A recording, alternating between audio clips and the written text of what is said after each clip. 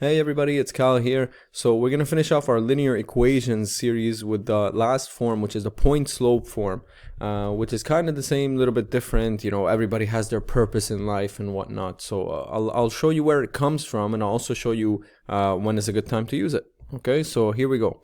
As you can see, I've taken the liberty of drawing the graph already. I did it without you, but it's okay. Here we go. Red point is called XY. It's just an arbitrary point on the line. And here is another point, okay? I'm going to call this one x1, y1. So this just means that my x coordinate is x1 and its y coordinate is y1.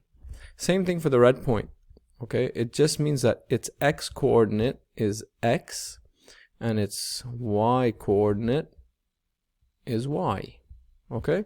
Now let's talk about the slope. Slope is always rise over run. Okay, so if I were to calculate the slope for this one, I would say m equals, here's the rise and here's the run. So it's basically I subtract their y value, so it's y minus y1, and the run would be x minus x1. I'm just gonna fix my x here. Well, not my x, this x. Can't fix my x. Just joking. So let me rewrite this as one color, because I want to show you something. If I want to get rid of this denominator, hopefully by now you've seen one of our, algebra solving videos. And what you have to do is multiply. Since it's being divided, I can just multiply that side by it. And the jealous left side is going to say, me too, me too, me too. And therefore you must multiply him by the same. Now these x minus x1 cancel out, and I'm left with m times x minus x1 equals y minus y1. Okay, most people like to write it as y on the left side, so I'm just going to do that for, convention's sake, but it's the same thing. Here it is. So that's the point slope form. That's where it comes from. Now, why on earth would I ever want to show you three ways?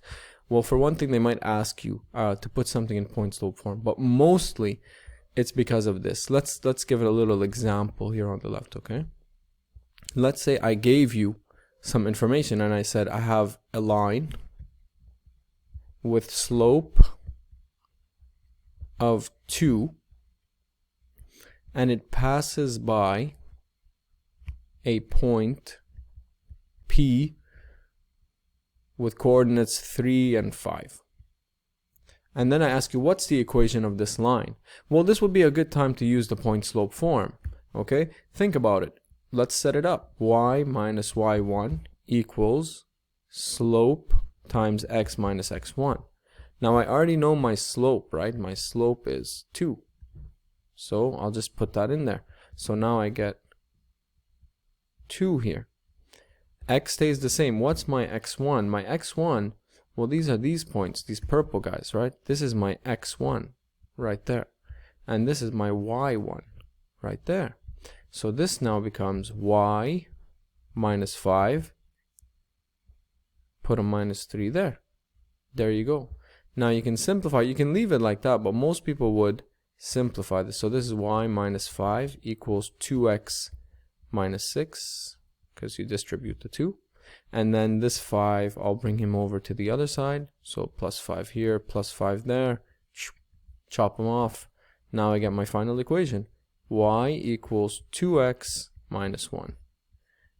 Alright, so when they give you just a slope and a point that it passes by, it's very useful to use the point slope form. It's very fast. You can always convert it like I just did into the slope-intercept form very easily using just a little bit of algebra. So now it's not enough to get the equation. As you know, I always like to check myself before I wreck myself. So how do I check it? I'll just take that same equation and I'll substitute my point that was here, right? I'll take it in there. Instead of y, I'll put 5, and then I'll say 2 times 3 minus 1. Does it give me the same? 6 minus 1, 5 equals 5. Good to go. Excellent. So that's the point slope form. When they give it to you, like, with a slope and a point, it's much easier to use that one, and you can easily convert it using simple algebra into that slope intercept form. So thanks for watching, guys. Leave me your comments, suggestions, feedback, whatever you want, and hopefully I'll see you in the next video.